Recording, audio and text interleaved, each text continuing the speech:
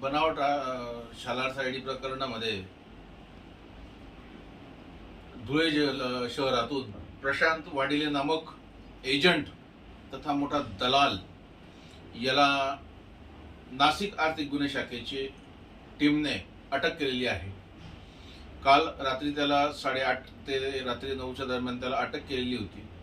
सकाळी त्याला रात्रभर देवपूर पोलीस स्टेशनच्या अंतर्गत त्याला ठेवण्यात आलेलं होतं आणि सकाळी नाशिक आर्थिक गुन्हे शाखेच्या पोलिसांनी त्याचा ताबा घेतला। आता विषय असा की या प्रशांत वाडिलेच्या तब्बल 65 शाळा त्याच्या आहेत ऑन रेकॉर्ड आणि त्यापैकी त्याच्या 2च शाळा त्याच्या चालू आहेत जमिनीवरती। बाकीच्या सगळ्या त्याच्या शाळा ज्या आहेत या सगळ्या शाळांची नावं आहेत तर या सगळ्या शाळा त्याच्या फक्त कागदावरती आहेत।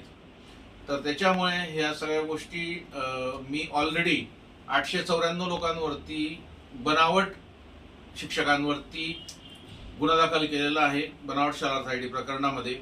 तर त्या अनुषंगाने मुंबई हायकोर्टात देखील मी इंटरव्हेन्शन दाखल केलेलं आहे या प्रकरणाच्या बाबतीमध्ये। त्याची सुनावणी आता 7 तारखेला आमच्या वकील महोदयांनी सर्क्युलेशन घेतलं, त्याची सुनावणी येणार 18 जुलैला त्याची सुनावणी आहे। आता हा जो प्रशांत वाडिले जो आहे तर याच्यासोबत अजून याने आतापर्यंत महाराष्ट्रात संपूर्ण महाराष्ट्रात कुठल्या कुठल्या आमदाराला गंडवलेलं आहे, कुठल्या कुठल्या खासदाराला गंडवलेलं आहे, कुठल्या कुठल्या मंत्री महोदयांना गंडवलेलं आहे, इव्हन धुळे जिल्ह्याच्या पालकमंत्र्यांना सुद्धा याने गंडवण्याचा प्रकार केलेला आहे असं ऐकलेलं आहे। तर त्याच्यामुळे नाशिक आर्थिक गुन्हे शाखेचं सगळ्यात पहिली प्रथमतः तर रामदास शेळके साहेबांचं मनापासून आभार की त्यांनी या प्रकरणाला वाचा फोडण्यासाठी अगदी सिंगम ओरिजिनल डॅशिंग व्यक्तिमत्व म्हणजे रामदास शेळके साहेब।